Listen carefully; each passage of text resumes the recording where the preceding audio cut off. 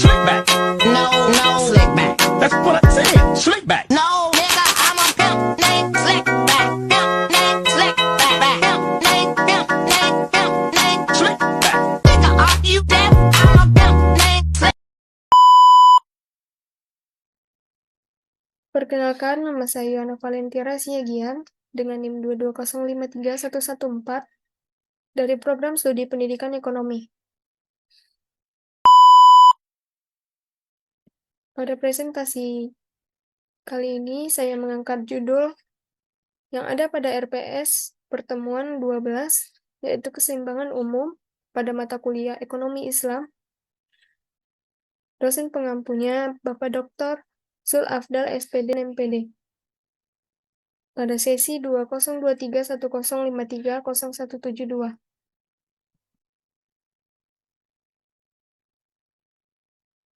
Pada materi ini saya mengangkat 4 topik. Yang pertama ada konsep dasar keseimbangan umum, yang kedua ada keseimbangan umum antar pasar, yang ketiga ada keseimbangan umum antar komoditas, dan yang keempat ada keseimbangan umum antar segmen. Pada topik yang pertama, konsep dasar keseimbangan umum. Di dalam ekonomi Islam, keseimbangan umum diartikan sebagai suatu keseimbangan dan keadilan antara permintaan dan penawaran. Mekanisme pasar dalam Islam adalah kebebasan dalam menentukan harga dilihat dari keseimbangan pasar, di mana hal tersebut berguna untuk menstabilkan antara permintaan dan penawaran dalam kemaslahatan umat manusia. Di dalam keseimbangan umum, seluruh pelaku di pasar berperan sangat penting dalam proses keseimbangan ini, karena merekalah yang secara langsung menyeimbangkan anggaran mereka. Secara teoritis, analisis dari keseimbangan umum menjelaskan hubungan keseimbangan yang terjadi di suatu pasar dengan keseimbangan yang ada di pasar-pasar lainnya. Keseimbangan umum adalah seimbangnya harga beli dengan harga jual, seimbangnya permintaan barang dengan penawaran barang, juga keseimbangan antara pengeluaran uang dengan pemasukan dan keseimbangan antara pendapatan dengan pengeluaran yang terjadi. Ada beberapa keseimbangan umum atau equilibrium. Pasar barang, pasar uang, pasar tenaga kerja, dan pasar modal. Jumlah barang yang ada pada kondisi saat itu disebut dengan kuantitas keseimbangan. Secara empiris, keseimbangan umum mencerminkan harga dengan kuantitas keseimbangan yang terjadi dengan bersamaan pada berbagai pasar. Misalnya, tingkat upah yang berlaku di pasar mencapai 2 juta per bulannya dengan jumlah tenaga yang dipekerjakan sebanyak 40 juta orang. Menurut para ahli, dalam teori ekonomi neoklasik, keseimbangan umum dianggap sebagai kondisi ideal pada sistem ekonomi dikarenakan di dalam keseimbangan umum tercapai alokasi sumber daya yang efisien. Pada topik yang kedua ada keseimbangan umum antar pasar. Keseimbangan umum antar pasar adalah suatu kondisi di mana keseimbangan di satu pasar saling mempengaruhi keseimbangan di pasar lainnya, yang artinya perubahan harga di satu pasar akan menyebabkan perubahan harga di pasar lainnya. Keseimbangan pada satu pasar, misalnya komoditi A, merupakan keseimbangan parsial dan menjadi bagian dari keseimbangan umum seluruh sistem perekonomian. Keseimbangan pasar sendiri didefinisikan sebagai kondisi di mana jumlah penawaran sama dengan jumlah permintaan. Ada beberapa contoh keseimbangan umum antar pasar. Yang pertama ada keseimbangan antara pasar barang dan pasar tenaga kerja, yang dimana keseimbangan di pasar barang akan mempengaruhi keseimbangan di pasar tenaga kerja. Misalnya, kenaikan permintaan barang akan meningkatkan permintaan tenaga kerja, sehingga upah tenaga kerja juga akan naik. Yang kedua, ada contoh keseimbangan antara pasar barang dan pasar faktor produksi, yang dimana keseimbangan antara pasar barang dan faktor produksi terjadi karena barang dan jasa dihasilkan oleh faktor-faktor produksi, misalnya kenaikan upah tenaga kerja akan menyebabkan kenaikan biaya produksi, sehingga harga barang dan jasa juga akan meningkat. Yang ketiga, ada contoh keseimbangan antara pasar barang dengan pasar uang. Keseimbangan di pasar barang akan mempengaruhi keseimbangan di pasar uang. Misalnya, kenaikan harga barang akan meningkatkan permintaan uang, sehingga suku bunga juga akan naik. Yang keempat, ada contoh keseimbangan antara pasar barang dan pasar internasional. Keseimbangan antara pasar barang dan pasar internasional terjadi karena barang dan jasa dapat diperdagangkan antara negara. Misalnya, kenaikan tarif impor akan menyebabkan harga barang dan impor meningkat, sehingga permintaan terhadap barang impor akan menurun.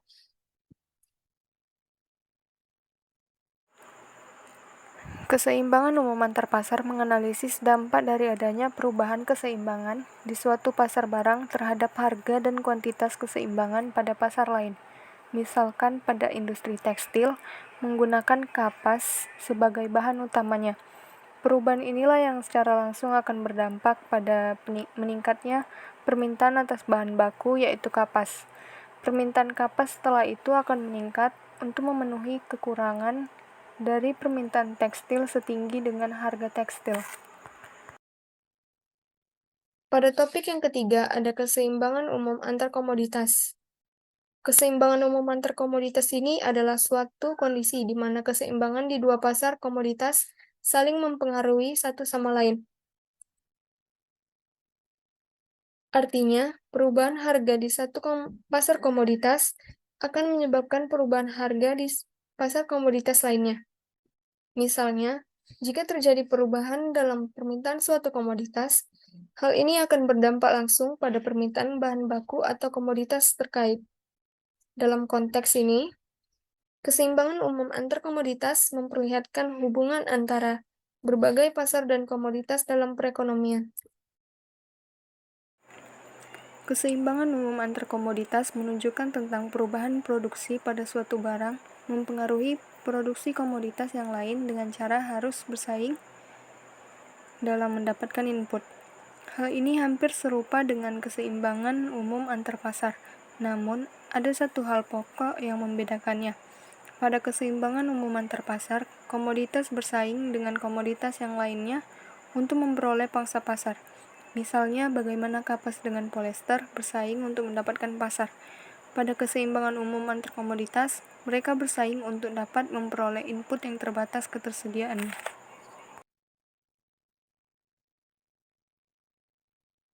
Pada topik yang keempat, ada keseimbangan umum antar segmen. Pada topik yang keempat, ada keseimbangan umum antar segmen. Keseimbangan umum antar segmen mengacu pada analisis tentang bagaimana keseimbangan pada satu segmen pasar mempengaruhi keseimbangan pada segmen pasar lainnya. Dalam keseimbangan umum antar segmen, seluruh segmen pasar saling terkait dan mempengaruhi satu sama lain dalam mencapai keseimbangan umum di seluruh perekonomian. Misalnya, jika terjadi perubahan pada harga suatu barang di satu segmen pasar, maka hal ini akan berdampak pada permintaan dan penawaran harga barang di segmen pasar lainnya. Keseimbangan umum antar segmen menunjukkan hubungan antara berbagai segmen pasar dalam mencapai keseimbangan umum di seluruh perekonomian. Di dalam analisis dari keseimbangan umum antar segmen ini menunjukkan tentang bagaimana perubahan yang terjadi pada satu segmen dapat mempengaruhi keseimbangan pada segmen lainnya. Misalnya dapat diartikan antara segmen perkotaan dengan segmen perdesaan, atau pada segmen kelompok maju dengan segmen kelompok terbelakang. Saat kedua segmen ini hidup di dalam lingkungan ekonomi yang sama, keseimbangan yang kedua segmen ini didapatkan saling terikat. Walaupun komoditas yang mereka konsumsi maupun produksi tidaklah sama, tetapi diasumsikan komoditas yang diproduksi dan dikonsumsi kedua segmen adalah komoditas-komoditas yang memiliki tingkat substitusi yang termasuk tinggi. Ada hukum kesamaan harga atau law of one price. Pada sistem perekonomian yang bebas dari nilai yang dimana setiap produsen berkeinginan memaksimalkan keuntungannya, maka setiap produsen akan menetapkan harga yang sama untuk satu barang di pasar yang berbeda. Ada dampak hukum kesamaan harga terhadap distribusi komoditas. Perubahan distribusi komoditas adalah suatu cerminan kesejahteraan masyarakat. Kondisi ini bisa dijelaskan dengan menghubungkan hukum ini pada keseimbangan umum antar segmen. Dengan mengacu pada teori perilaku konsumen, dijelaskan bahwa implikasi akan tingginya pertumbuhan pendapatan ini adalah naiknya permintaan akan komoditas pada segmen ini. Selanjutnya, analisis dampak dari adanya perubahan pendapatan pada segmen dengan pertumbuhan pendapatan tinggi terhadap segmen dengan pendapatan mandek. Hal ini penting, yang perlu ditekankan adalah adanya kenaikan pendapatan dari masyarakat di segmen pertumbuhan tinggi akan mendorong harga pada kedua segmen meningkat. Kondisi ini berdampak pada menurunnya kuantitas barang yang tersedia pada segmen pendapatan mandek dan meningkatnya jumlah dari barang yang tersedia di segmen pertumbuhan tinggi. Jumlah dari barang yang dikonsumsi masyarakat tidak lain mencerminkan tingkat dari kesejahteraan masyarakat. Dengan begitu, kenaikan pendapatan pada segmen yang tumbuh akan berdampak pada menurunkan jumlah dari komoditas yang terdistribusi kepada segmen masyarakat berpendapatan mandek, yang akhirnya akan menurunkan kesejahteraan dari masyarakat. Misalnya, segmen berpendapatan tumbuh merupakan segmen kaya, dan segmen berpendapatan mandek merupakan segmen miskin. Kenaikan pendapatan dari masyarakat yang kaya akan berdampak pada berkurangnya komoditas untuk orang miskin, disertai kenaikan harga, walaupun pendapatan orang miskin tidaklah meningkat.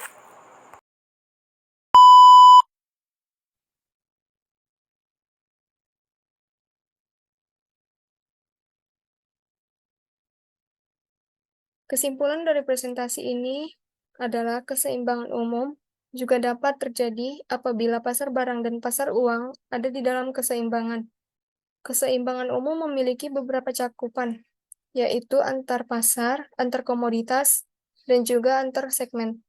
Keseimbangan umum antar pasar menunjukkan hubungan antara berbagai pasar dan dalam perekonomian.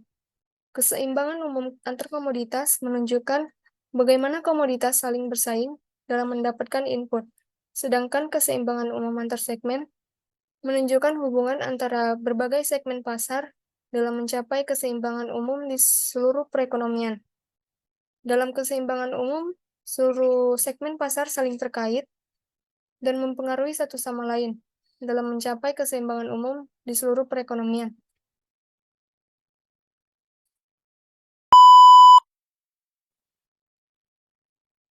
Sekian presentasi saya pada materi keseimbangan umum. Jika ada salah kata, saya mohon maaf. Terima kasih.